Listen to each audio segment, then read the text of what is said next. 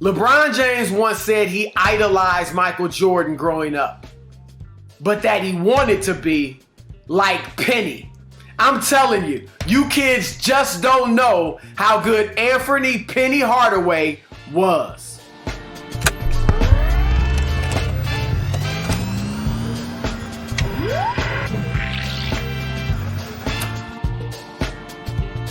When you talk about the greatest guards that Michael Jordan faced in the 1990s, one name often gets left out. You hear about Clyde Drexler and John Stockton and Gary Payton and Reggie Miller, but you know what those Hall of Famers never did? BMJ. You kids need to recognize how great Penny Hardaway was, and here's why. Number one, before injuries derailed his career, Penny was on track to be one of the greatest point guards of all time. I kid you not. In his second season, he averaged 21 points, 7 assists, 4.5 rebounds, and nearly 2 steals a game. That earned him first team All-NBA honors. A little perspective. Guess how many players have ever made first team All-NBA in just their second year in the league since 1967? 3. Larry Bird, Tim Duncan, and Penny Hardaway. No Jordan, no Shaq, no Kobe, no Magic, no LeBron.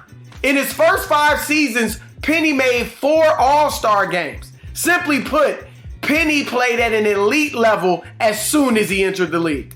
Number 2. Now, most people put an asterisk next to MJ losing to Penny, Shaq, and the Orlando Magic in 1995. And look, admittedly, I'm like most people. There's an asterisk. However, Jordan didn't exactly struggle against the Magic. It was a diminished Mike, a rusty Mike, but he still had a lot of Mike in him. I mean, he averaged 31 points, 6.5 rebounds in the series, and had 3 games where he scored more than 38 points.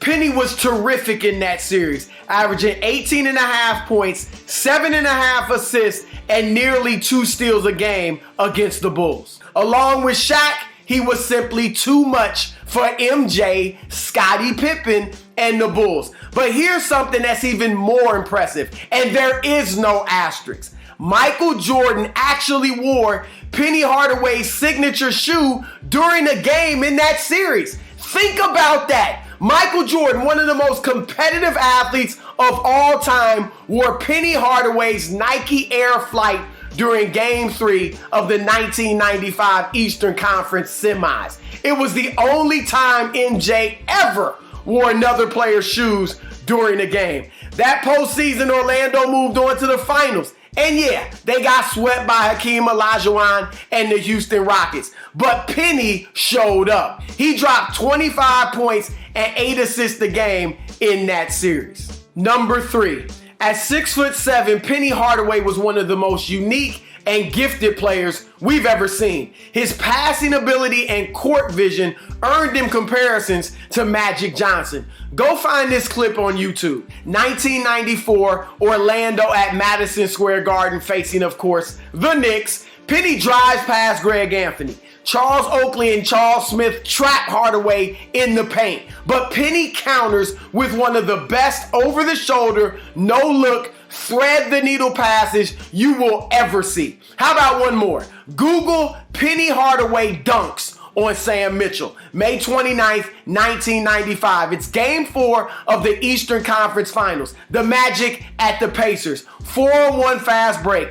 Brian Shaw drops it off to Penny, who absolutely posterizes Sam Mitchell. And finally, number 4. 2 words. Little Penny. A 4-foot-tall puppet voiced by Chris Rock that was one of the most iconic advertising campaigns of all time. Little Penny was everywhere in the mid-90s, even showing up in Blackstreet's music video No Diggity featuring Dr. Dre. In fact, Chris Rock's first ever appearance on Oprah opened with Little Penny. So there you have it.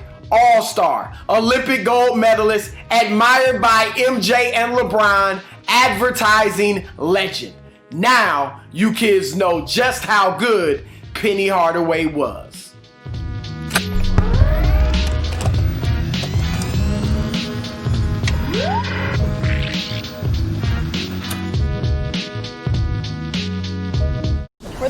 access, perspective, and personalities in all of sports. Follow us at Fox Sports on Twitter, Facebook, Instagram, and YouTube.